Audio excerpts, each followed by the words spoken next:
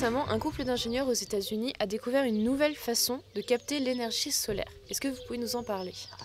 Alors effectivement, la science évolue, avance.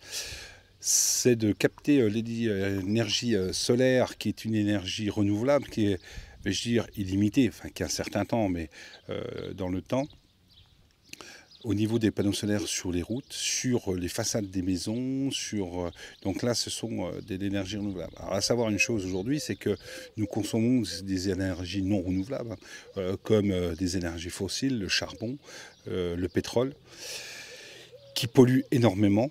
C'est une des causes du réchauffement climatique. Et on voit que sur nos 30 dernières années, il y a une progression, un envolement, vais-je dire, la concentration de carbone dans l'air qui entraîne en conséquence ce réchauffement climatique qui a des conséquences importantes là.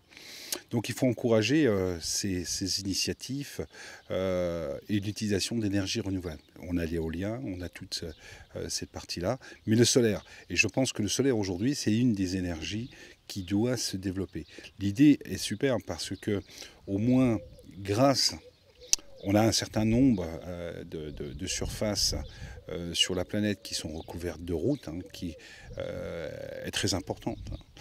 Et donc d'utiliser ce moyen-là pour pouvoir produire de l'électricité va permettre de pouvoir participer déjà aux structures routières, d'améliorer la signalisation, ça c'est une chose importante, qui va permettre aussi, dans période hivernale, le déneigement par exemple, de provoquer un réchauffement qui derrière va pouvoir déneiger ou éviter que le verglas puisse poser sur le sol, ça c'est une chose, et apporter du chauffage, de l'électricité aussi dans le monde rural qui se retrouve un peu écarté.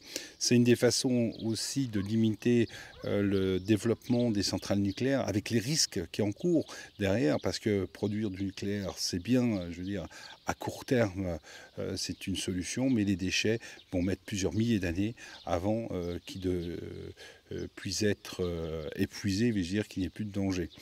Donc voilà, ce sont des solutions qui, je pense, qui sont importantes. Aujourd'hui, l'énergie renouvelable, on n'a pas parlé de l'hydrogène, on n'a pas parlé de ces énergies-là, mais pour en venir par rapport à cette idée-là, c'est quelque chose que je pense qu'il faut vraiment développer intensément. Intérêt aussi important. Je prends par exemple les pays qui sont en voie d'émergence, allons-nous dire, ou sous-développés comme l'Afrique. Il y a beaucoup d'endroits, il y a pas mal de routes qui sont retirées dans les campagnes. Il y a de plus en plus, par exemple dans les brousses, où il y a des petits villages, des petites villes, qui n'ont pas l'accès justement à des commodités électriques, la climatisation par exemple. C'est quelque chose qui peut être important.